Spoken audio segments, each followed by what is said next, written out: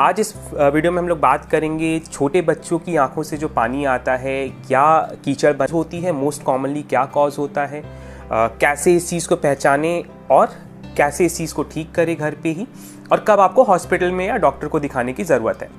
तो चलिए आज की वीडियो फिर शुरू करते हैं। तो सबसे पहले कि हम बीमारी को समझें, एक बेसिक सी एनाटमी यानी किस तरीके से हमारी आँख का जो स्ट्रक्चर है वो बना है उसको समझना है।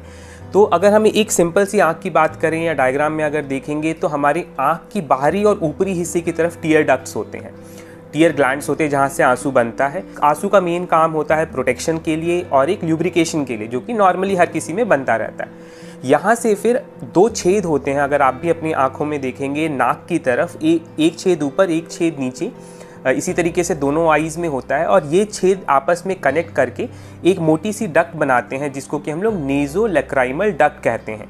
नेज़ो मतलब नाक, लैक्राइमल मतलब कि आंसू का जो ग्लैंड है या आँख, और उसके बीच में डक्ट। तो ये डक्ट आपस में जुड़ के नाक में खुलती है। ये आपने कई बार ऑब्जर्व किया होगा कि जब भी हम रोते हैं तो हमारे नाक बहने लगता है, या कई बार हम लोगों ने आँखों में दवाई डाली है तो उसका टेस्ट जो है कुछ देर में हमें गले में आता है। तो वो इसी पाथवे के थ्रू आता है कि आँख में डाला या आँख में आंसू आया, वो इन दोनों छेद के थ्रू नेज़ोलैक्राइमल डक्ट में गया, वहाँ पे स्टोर होकर और फिर वो नीचे नाक में आ जाता है और नाक से गले में चला जाता है। तो ये एक बेसिक एनाटमी है जो कि हमें समझना ज़रूरी है। तो जब भी इस स्ट्रक्चर का ब्लॉकेज होगा तो आंसू ज़्यादा बनेगा या कीचड़ ज़्यादा बनेगा। तो सबसे पहले आंसू कब ज़्यादा बनेगा कि अगर जैसे हम लोग काजल बच्चों में अप्लाई करते हैं तो ये जो दोनों आई के जो छोटे छोटे छेद हैं वो ब्लॉक होने का चांस है, जिसकी वजह से पानी या आंसू अंदर की तरफ नहीं जा पाएगा। तो एक तो ये रीज़न हो गया। दूसरा रीज़न होता है कि कंजेनाइटल यानी पैदाइशी, कई बार ये जो डक्ट होती है वो बहुत क्लोज या पतली रहती है या छोटे छोटे से मेम्ब्रेन की वजह से प्रॉपर तरीके से ड्रेन नहीं करती है, तो वो हो सकता है। और थर्ड वजह है कि जहाँ पे ड्रेन करना है यानी नाक में जब भी इन्फेक्शन होगा या ऑब्स्ट्रक्शन होगा या कंजेशन होगा बच्चे में, तब भी इसके सिम्टम्स मिलते हैं। अगली बात जो आती है कि किस तरीके से हम प्रिवेंट करें या क्या क्या चीज़ों करके हम लोग घर पे ही इस चीज़ को ठीक कर सकते हैं। तो सबसे पहला तो है अवॉइड काजल। बच्चों में काजल नहीं लगाना चाहिए। काजल लगाने से बहुत सारी प्रॉब्लम्स होती हैं बच्चों को, इसके ऊपर हमने पहले भी वीडियो बनाया है और बार बार इस चीज़ को मैं स्ट्रेस करता हूं कि काजल लगाने की ज़रूरत नहीं है।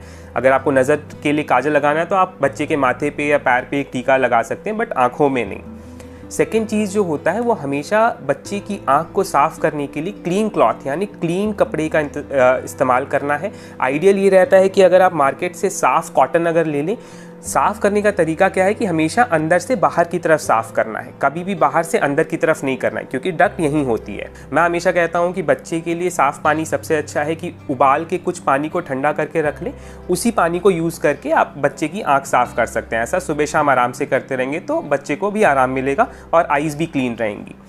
थर्ड जो होता है, जो मोस्ट कॉमनली डॉक्टर्स आपको बताते हैं, वो होता है एनएलडी मसाज यानी नेज़ोलैक्राइमल डक्ट का मसाज। और ये सबसे इम्पॉर्टेंट फैक्टर होता है क्योंकि कई बार जो ब्लॉकेड होता है वो कंजेनाइटल होता है, पैदाइशी होता है। तो अगर आप इस चीज़ को मसाज अच्छे से करते रहेंगे तो वो जो ब्लॉकेज है वो धीरे धीरे करके खुल जाएगा। ध्यान क्या रखना है कि इसको खुलने में समय लगता है, 4 से 6 महीने तक लगते हैं अगर ब्लॉकेज बहुत ज़्यादा है। ठीक है, तो जल्दीबाजी नहीं करना है, तुरंत रिजल्ट्स नहीं आते हैं। एनएलडी मसाज कैसे करना है ये मैं डेमोन्स्ट्रेट करके भी दिखा देता हूँ। तो सबसे पहले तो अपने हाथ धो लें, और अगर मसाज करने में कोई प्रॉब्लम हो रही हो या ऐसा लग रहा हो कि फ्रिक्शन ज़्यादा होगा तो आप वैसलीन या ऑयल का यूज़ कर सकते हैं। तो ध्यान क्या रखना है कि जब भी आप आई को मसाज करेंगे तो आई बॉल्स पे कभी भी प्रेशर नहीं देना, जैसे ये है इस तरीके से नहीं करना है। हमेशा जो प्रेशर रहेगा वो नोज़ के अगेंस्ट छोटी वाली उंगली से देना है। आपको सर्कुलर मोशन में उसको प्रेस करना है, थोड़ा सा प्रेशर अप्लाई करना है, बहुत लाइट नहीं रखना है, और धीरे से उसको उंगली को नीचे नाक के एंगल तक लेके आना है। प्रेशर कभी भी आई बॉल्स पे नहीं लगाना है, अपनी छोटी उंगली लेनी है और जहाँ पे मैंने बताया था उस डायग्राम में कि जहाँ वो डक्ट होती है, जहाँ वो ग्लैंड होती है, वहाँ पे आपको छोटी उंगली से प्रेस करना है नाक की तरफ, आँख की तरफ नहीं, नाक की तरफ प्रेस करेंगे। थोड़ा सा प्रेशर लगाना है, बिल्कुल हल्के से नहीं, थोड़ा सा प्रेशर लगा के उसको जेंटली या तो राउंड सर्कुलर मूवमेंट में कर सकते हैं या ऊपर नीचे करके मसाज करना है। और उसके बाद से उसको जो नाक का एंगल होता है यानी यहाँ जो होता है नाक का एंगल, उसकी तरफ लेके आना है। ऐसा आप रोज़ाना 3 से 5 बार करें और एक सेटिंग में कम से कम 5 साइकिल्स इस चीज़ के करने हैं। डेली अगर आप करते रहेंगे तो ऑटोमेटिकली वो जो डक्ट ब्लॉक है वो ठीक हो जाएगी और किसी दवा की ज़रूरत नहीं पड़ेगी। आपको पता होना चाहिए कि बच्चे को कब डॉक्टर के पास लेके जाना है। तो अगर आपको ऐसा लग रहा है कि पहले वो चीज़ वाटरी थी, लेकिन अब पानी के साथ साथ उसमें पस जैसा कुछ सफ़ेद सफ़ेद सा दिखने लग गया है, तो आपको डॉक्टर के पास लेके जाना है। रेडनेस आ गई है आइज़ में, या जो आइज़ है वो बहुत ज़्यादा सोलन है, तब डेफिनेटली आपको डॉक्टर के पास लेके जाना है। तो सिंपल सी एंटीबायोटिक ड्रॉप्स दी जाती हैं जो कि आप इस्तेमाल कर सकते हैं 3 से 5 दिनों के लिए, और उसमें इन्फेक्शन ठीक हो जाता है। लेकिन ड्रेनेज को ठीक करने के लिए आपको मसाज करते रहना है। 90 to 95% बच्चों में ये खुद ब खुद मसाज के साथ और टाइम के साथ ठीक हो जाती है। परेशान नहीं होना है, सफाई रखनी है ताकि उसमें इन्फेक्शन ना हो, और आपको कब डॉक्टर के पास जाना है ये भी हमने बता दिया। तो आज की वीडियो में बस इतना ही। प्लीज़ वीडियो को लाइक